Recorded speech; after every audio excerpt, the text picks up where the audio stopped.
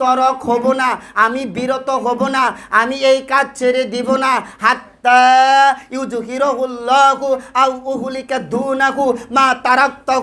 এই বিধান কায়েম করতে করতে যতক্ষণ না পর্যন্ত মুহাম্মদ তসনস না হয়ে যাচ্ছে, যতক্ষণ না পর্যন্ত মুহাম্মদ বিলীন না হয়ে যাচ্ছে, যতক্ষণ না পর্যন্ত মুহাম্মদ শেষ না হয়ে যাচ্ছে, অর্থাৎ মুহাম্মদের দেহের ভিতরে রূহ থাকবে তো এই বিধান বাতিলের চেষ্টা করবই করব।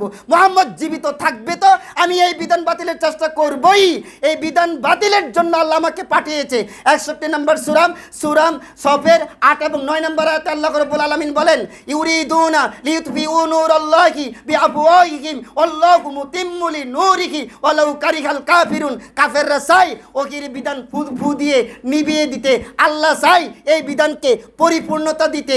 এই বিধানের পরিপূর্ণতা যারা দিতে যাবে, যদিও কাফেররা অপছন্দ করে, আল্লাহ রাব্বুল আলামিন 9 নম্বর আয়াতে বলেন, হুয়াল্লাযী আরসালা রাসূলাহু বিল হুদা ওয়া দীনিল হাক্কি লিইয়ুযহিরাহু আলাদ দীনি কুল্লিহি ওয়ালাউ কারিহাল মুশরিকুন।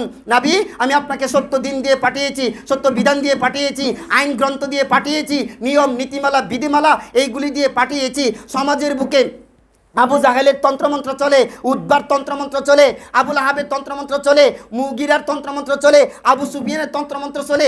এই তন্ত্রমন্ত্র দিয়ে চললে তো দাস প্রথা বিলুপ্ত হবে না, এই তন্ত্রমন্ত্র দিয়ে চললে তো মেয়েদেরকে কবর দেওয়া বন্ধ হবে না, এই তন্ত্রমন্ত্র দিয়ে চললে তো সুদার বন্ধ হবে না, এই তন্ত্রমন্ত্র দিয়ে চললে তো গাঁজা আর মদ বন্ধ হবে না, এই তন্ত্রমন্ত্র দিয়ে চললে তো মানুষগুলি আর শান্তি পাবে না। কাজী আমি তোমাকে আখিরি পয়গম্বর হিসাবে এই মক্কার জমিনে এই নেতাদের সামনে, এই ভ্রষ্টদের সামনে, এই পাপিষ্ট নেতাদের সামনে আমি তোমাকে দায়িত্ব দিয়ে পাঠিয়েছি। তাদের কথা মতো মক্কা চলবে না, তাদের কথা মতো মদিনা চলবে না, তাদের কথা মতো মানুষ উঠবে না, তাদের কথা মতো বসবে না।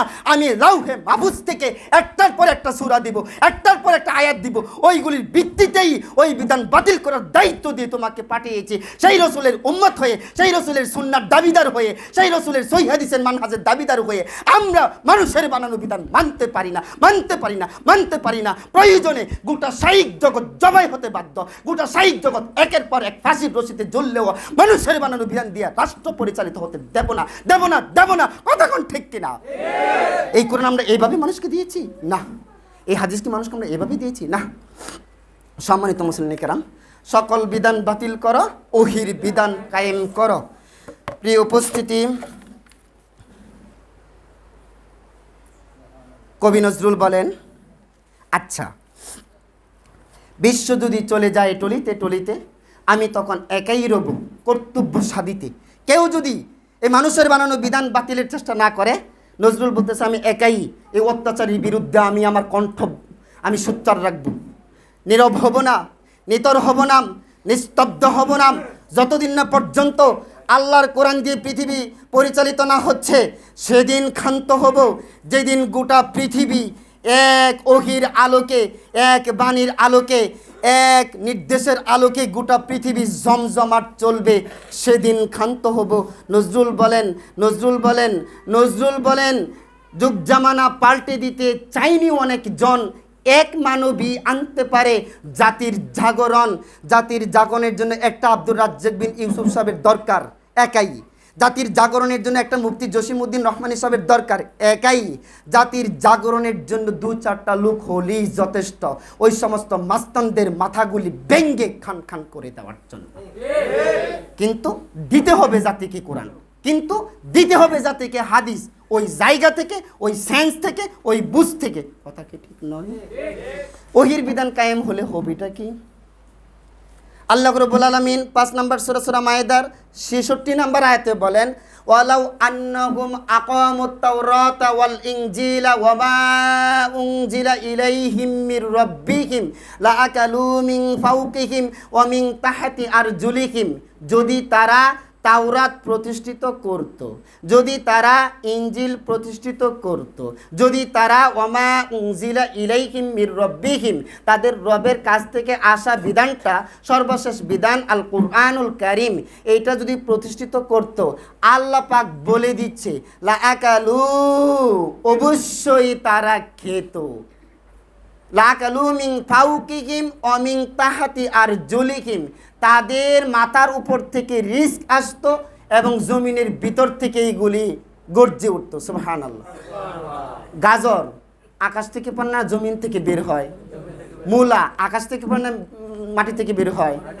এই যে সবজি খান, করলা, নানান কিছু, বেন্টি, এইগুলি, এরপরে এই যে কাঁঠাল, আম, জাম, কাঁঠাল, লিচু, বেদানা, নাশপাতি, ডালিম, আঙ্গুর, এইগুলি কোথা থেকে? জমিন থেকে। আকাশ থেকে বৃষ্টি দিলে তারপরে জমিন ভালো হয়, আকাশ থেকে বৃষ্টি দিলে দান হয়, আকাশ থেকে বৃষ্টি দিলে ওইগুলি হয়। যদি পুরোটাই মানতো, জাতি মানছে না তারপরেও খাচ্ছে, যদি মানতো অবস্থাটা কেমন হতো? এমপিদের আইন মেনে চলছে, তারপর আল্লাহ আমাকে খাওয়াচ্ছে, আপনাকে খাওয়াচ্ছে। আর যদি আল্লাহর বিধানটাই মানা হতো, অবস্থাটা কেমন হতো? লাআকালু মিন ফাওকিহিম ওয়া মিন তাহতি আরজুলিহিম। আকাশ থেকে খাদ্য আসতো, জমিন থেকে খাদ্য বের হতো, আসছেও তো মান্না এবং সালওয়া। এবং এই ওয়াদা উঠায় নাই পৃথিবীর মানুষ যদি আবারও একাগ্র চিত্তে, নিবিষ্ট চিত্তে রবের হুকুমগুলি মেনে নেয়, আবারও সেই অবস্থা হবে। বাস্তবতা, মায়ের পেটে আমরা কি জমিন চাষ করেছি? খাওয়ার ব্যবস্থা কে করেছে? আসার পরেই কি জমিনে গিয়েছি? মায়ের স্তন থেকে দুধের ব্যবস্থা করেছে কে? আল্লাহ। জান্নাতে কি জমিন চাষ করবো না এমনি খাবো? তাহলে মায়ের পেটে যদি বাঁচিয়ে রাখতে পারে, ইব্রাহিম আলাইহিস সালামকে যদি আগুনে ওই সময়টুকুতে বাঁচিয়ে রাখতে পারে, ইউনূস আলাইহিস সালামকে যদি মাছের পেটের ভিতরে বাঁচিয়ে রাখতে পারে, জান্নাতে যদি ব্যবসা বাণিজ্য ছাড়া খাওয়াতে পারে, ওই আল্লাহর এই কথাটাকে আমরা বিশ্বাস করতে পারি না? সকল বিধান বাতিল করা। প্রিয় উপস্থিতি,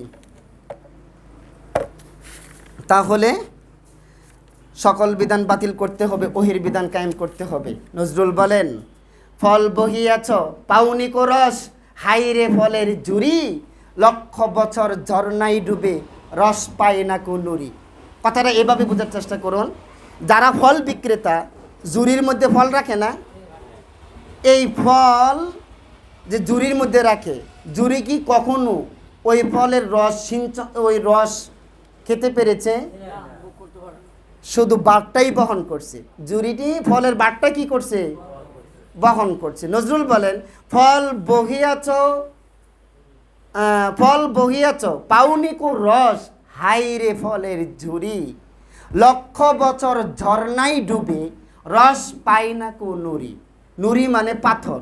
পাথর কি যদি 10 বছর পানিতে ভিজিয়ে রাখেন, সে কি এই পানি খেতে পেরেছে? এই কথা দিয়ে নজরুল বোঝাতে চাচ্ছে, সকাল বিকাল কোরআন পড়ি, কোরআন থেকে আমরা রস নিতে পারি নাই। জুরি শুধু ফল বহন করেছে, নিজে রস নিতে পারে নাই। আমরা কোরআন হাদিস পড়ে ওইখান থেকে যেটা নেওয়ার এটা নিতে পারি নাই, যেটা দেওয়ার এটা জাতিকে দিতে পারি নাই। আফসোসের কণ্ঠে নজরুল বলেন, ফল বহিয়াছ পাউনি কো রস, হাইরে ফলের জুরি, লক্ষ বছর ঝর্ণায় ডুবে রস পায় না কোন নুরি। আহলে হাদিস আন্দোলন থাকতে, জামাতি ইসলাম আন্দোলন থাকতে, চরমোনাই শাসনতন্ত্র আন্দোলন থাকতে, খেলাফত মাজলিস থাকতে, তাবলিগে জামাত থাকতে, কেন বারবার জাতির উপর দৈত্য দানব আসবে? কেন জাতির উপর ওই মাস্তানরা আসবে? কেন জাতির উপর ওই সন্ত্রাসটা আসবে? তার মানে নজরুলের ওই কথাই প্রমাণিত, কোরআন হাদিস পরিচিতি কি ওইভাবে নিতে পারি নাই, ওইভাবে জাতিকে দিতে পারি নাই। কথা কি ঠিক নয়? জাতির এই অবস্থা দূর করবেন কিভাবে? বাজারে গিয়ে দেখেন দ্রব্যমূল্য কিনতে কেমন লাগে আপনার। যারা রিক্সা চালায়, যারা অটো চালায়, যারা সিএনজি চালায়, যারা প্রতিবন্ধী, যারা বিকলাঙ্গ, যারা আতর হয়ে রয়েছে, যারা কিছু করতে পারে না, এই মানুষগুলির বাড়িতে খাবার দেয় কে? শুধুমাত্র নামাজ করেন, পেটে ভাত থাকলে নামাজ পড়তে আসবে, মন মানসিকতা ভালো থাকলে আপনার দুইটা কথা শুনতে আসবে। জাতির বিতর্গত অবস্থা নাড়িয়ে দিয়েছে এই জাতির দৈত্য দানবরা। তাদেরকে এখন হটানো আমাদের 1 নাম্বার কাজ। সকল বিধান বাতিল করো, ওহির বিধান। শুধু তাই নয়, আমি শেষ করে দিচ্ছি। নজরুল বলেন, ওরা চাহে রাক্ষসের রাজ্য, মোরা আল্লাহর রাজ্য চাই। দ্বন্দ্ববিহীন আনন্দ লীলা এই পৃথিবীতে হবে সবাই। ওরা চায় রাক্ষসের রাজ্য। রাক্ষস মানে 10টা থেকে 11টা পর্যন্ত খেয়েছে, একটু কাহিল হয়েছে, 5 মিনিট একটু বিরতি নিয়েছে, আবার খাওয়া শুরু করবে। রাক্ষস কি? আরে বলেন কি? 10টা থেকে 11টা আচ্ছা মতো দেওয়ানবাগির মতো খেলো, খাওয়ার পরে 5 মিনিট বিরতি নিয়ে আবার খাওয়া শুরু করলো, আবার 10 মিনিট বিরতি নিয়ে আবার খাওয়া শুরু করলো।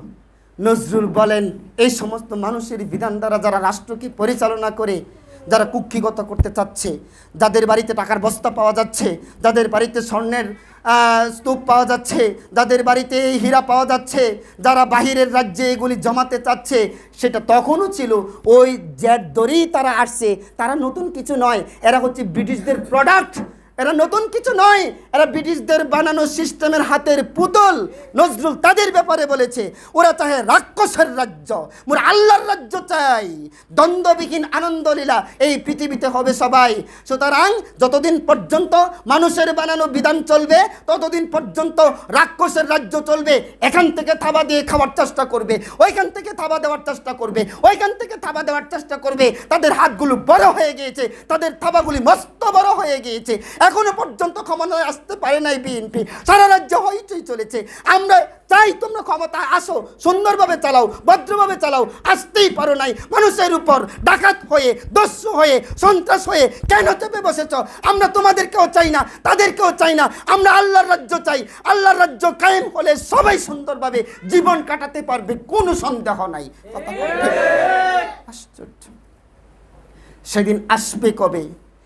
যেদিন সকল মানুষ সুখে রবে, চলবে না গুলাগুলি, উড়বে না মাথার খুলি, সবে মানবে কোরআনের বাণী, থাকবে না বিদ্বেষ হানাহানি, কোরআনের আলোকে হবে বিচার, চলবে না দুর্বলের উপর অত্যাচার, সমাজের প্রতি স্তরে স্তরে নবীর আদর্শ উঠবে গড়ে, সবাই দেখবে এক দৃশ্যে ইসলামের পতাকা সর্ববিশ্বে, সর্বত্র ইসলামের জয় জয়কার, সর্বত্র বিধান হবে এক আল্লাহর, থাকবে না কোনো স্বজন প্রীতি, মানবে সবাই কোরআনের নীতি।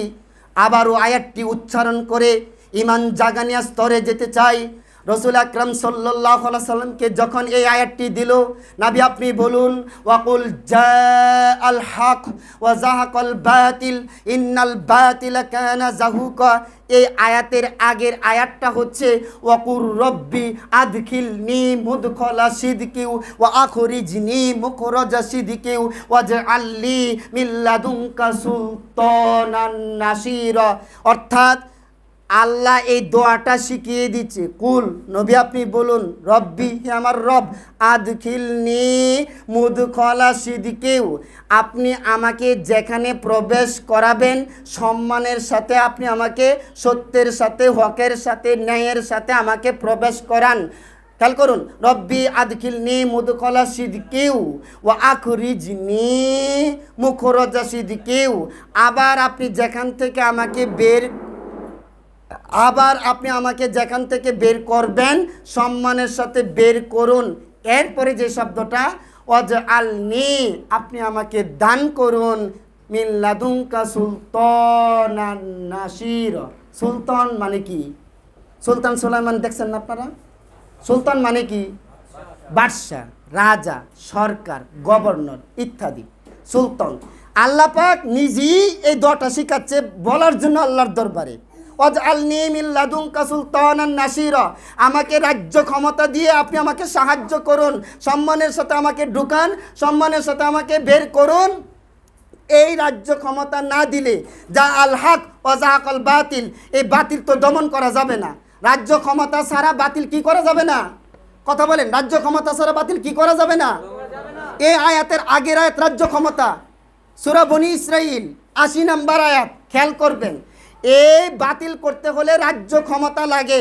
রাজ্য ক্ষমতা ছাড়া আব্দুর রাজ্জাক বিন ইউসুফ যতই চিল্লাচিল্লি করুক, এই রাজ্য ক্ষমতা ছাড়া মুজাফফর বিন মহসিন সাহেব যতই চিল্লাচিল্লি করুক, এই রাজ্য ক্ষমতা ছাড়া আপনাদের সলিমুদ্দিন ইমাম যতই চিল্লাচিল্লি করুক, একদম পুলিশে ব্রাশ ফায়ার দিবে, একদম উপরে নির্দেশে আমার মতো 14 কোটি ইমাম ব্রাহ্মণখালী ছেড়ে চলে যাবে।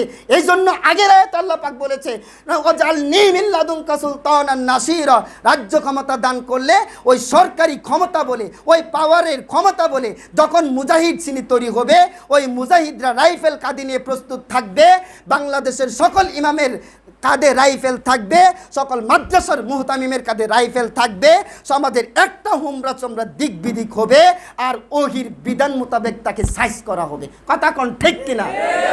এই বিধান জাতিকে পূর্ণাঙ্গভাবে দেওয়া লাগবে। আব্দুর রাজ্জাক বিন ইউসুফ সাহেব শহীদ হলেও, ওনার ছেলে শহীদ হলেও, আমি শহীদ হলেও 10 বছর কালে একটা শহীদের মিছিল পড়তেই থাকবে। আজকে কথা বলবে শাহাদাত, কালকে কথা বলবে শাহাদাত, পরশু কথা বলবে শাহাদাত। আল্লাহ পাক নতুন একটা মানুষ দ্বারা ওয়াস্তাবদিল কওমান গায়রাকুম, যখন আমরা চলে যাব আল্লাহ তাদের হাতে দিয়ে জাতির নিরাপত্তার ব্যবস্থা করবে। তবে আমরা থামতে পারি না, থামবো না। কথা কোন ঠিক কিনা? আগামীর দিনগুলোতে আমরা মানুষের বানানো বিধানের পক্ষ হয়ে কাজ করব নাকি ওহির বিধানের পক্ষ হয়ে কাজ করব? যারা আজকের জুমার পরই মানুষের বিধানের পক্ষে থাকবেন তারা হাত তুলবেন না। ভালো করে ভালো করে ভালো করে, এই কারণটাই জাহান্নাম অথবা জান্নাত হতে পারে। যারা মানুষের বিধানের পক্ষে কাজ করবেন তারা হাত তুলবেন না, আর যারা ওহির বিধানের পক্ষে আগামীর দিন ওহি দিয়ে বিশ্ব চালাবার নেতৃত্বে কাজ করার জন্য যারা কাজ করবেন তারা হাত তোলেন, হাত তুলে রাখেন। আমি একটু দেখি, একটু মুখগুলি চিনি। ভবিষ্যতে যদি গাউসিয়া কুড়িলে আসি, যদি রাস্তাঘাটে দেখা হয়, হাত তুলে রাখুন। ইয়া রব্বাল আলামিন, আমি তোমার এক নগণ্য বান্দা, আমি তোমার বান্দাদের সামনে আমি এই কথা বলেছি, আল্লাহুম্মা শাহাদ। এই কথা বলবেন না, আল্লাহ তুমি সাক্ষী থেকো, আল্লাহুম্মা শাহাদ, আল্লাহ তুমি সাক্ষী থেকো, আল্লাহুম্মা শাহাদ, হে আল্লাহ তুমি সাক্ষী থেকো। আমি তোমার বিধানের ব্যাপারে যতটুকু পেরেছি আমি বলেছি। তোমার এই বান্দাদেরকে আল্লাহ তুমি খালিদ বিন ওয়ালিদের উত্তরসূরি হিসাবে কবুল করো। হে আল্লাহ, তুমি এই ব্রাহ্মণকালীর এই জায়গাটিকে কিয়ামত পর্যন্ত হক কথা বলার জায়গা হিসাবে কবুল করো। এই ব্রাহ্মণকালীর মসজিদের জমিদাতা, সাবেক কমিটি, বর্তমান কমিটি, ভবিষ্যতের কমিটি যারাই আসবে, আল্লাহ তুমি তাদের হৃদয়টাকে আবু বকর রাদিয়াল্লাহু তাআলা আনহু হৃদয়ের মতো তুমি বানিয়ে দাও। আল্লাহ তুমি আমাদেরকে কবুল করো। আল্লাহ তুমি আমাদের আফসোসগুলি কবুল করো। আল্লাহ তুমি আমাদের মনের বাসনাগুলি কবুল করো। আল্লাহ আমাদেরকে কবুল করুক বলি আমিন।